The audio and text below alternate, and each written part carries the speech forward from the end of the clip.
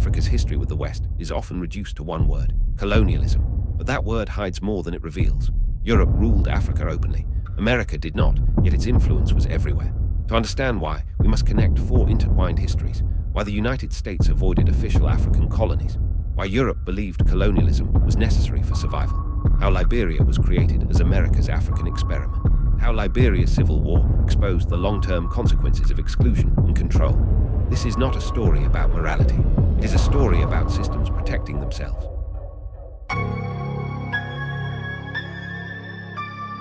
The United States emerged from a war against empire. British colonial rule shaped American identity so deeply that empire became something Americans believed they opposed, at least rhetorically. But opposition to empire did not mean opposition to domination. Throughout the 19th century, the US expanded relentlessly. Indigenous nations were displaced, territory stretched coast to coast, new states were absorbed. America became a continental empire, not a global one. Its focus mattered. By the time the US had the naval power to compete overseas, Africa was already claimed by European empires. Any attempt to seize territory would have triggered war with Britain or France, conflicts America saw as unnecessary and expensive. There were also internal constraints. Official colonies raised dangerous questions. Would colonial subjects be citizens? Would they have rights? Would America become what it claimed to hate?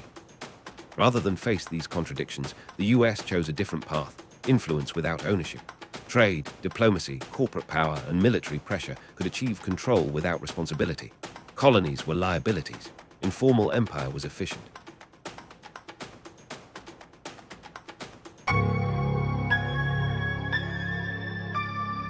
Europe's turn to Africa was not driven by cruelty alone.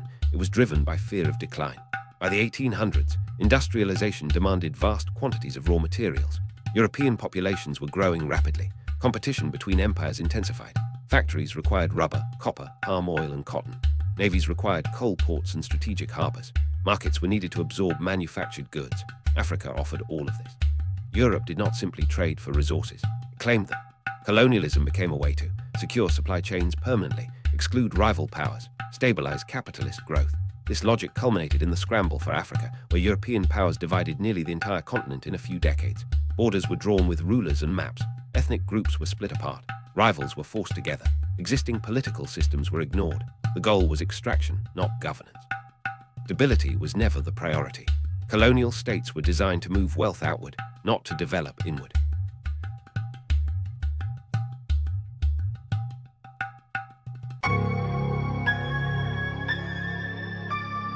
Liberia occupies a unique place in African history because it was not colonized by Europe, it was shaped by America. In the early 19th century, the US faced a growing contradiction: freedom for some black Americans, slavery for others. Free black communities expanded, especially in northern states. To many white elites, this was threatening. Instead of equality, they proposed removal. American Colonization Society argued that free black Americans should be sent to Africa, framed as a humanitarian project, but driven by fear and racial control. In 1822, settlers arrived on the West African coast. The land was acquired through coercive treaties and military pressure. Local populations did not consent to foreign rule. Settlers, later known as Americo-Liberians, brought American systems with them: Christianity, English language, American-style governance. But they did not integrate, they ruled. Liberia became independent in 1847, but power remained concentrated. Indigenous people lacked citizenship. Political offices were restricted. Land ownership was monopolized. Though black, the settlers recreated a settler colonial hierarchy. The United States supported Liberia quietly: naval protection, economic dominance, corporate control, especially through companies like Firestone. Liberia was not a colony, but it was never fully sovereign.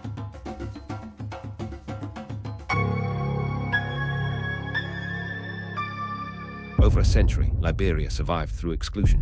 In 1980, that system collapsed violently. Samuel Doe, an indigenous soldier, overthrew the Americo-Liberian elite. For the first time, the majority held power, but the transition was not democratic. Doe ruled through ethnic favoritism, military repression, corruption. The Cold War shielded him until it ended. When US support faded, the regime weakened. In 1989, rebellion erupted. What followed was one of Africa's most devastating civil wars. Armed factions splintered endlessly. Child soldiers became common. Civilians were targeted deliberately. Liberia ceased to function as a state. Territory was divided among warlords who financed violence through timber, diamonds, and looting. War became an economy. Even elections were shaped by fear. Charles Taylor, a warlord, won the presidency in 1997 because many Liberians believed If he lost, the war would resume. Peace was chosen over justice. That peace collapsed again in 1999. Only in 2003, after immense destruction, did international pressure finally end the conflict. By then, over 250,000 were dead. Infrastructure was destroyed. Trauma defined an entire generation. The Civil War was not chaos. It was the unraveling of a state built without legitimacy.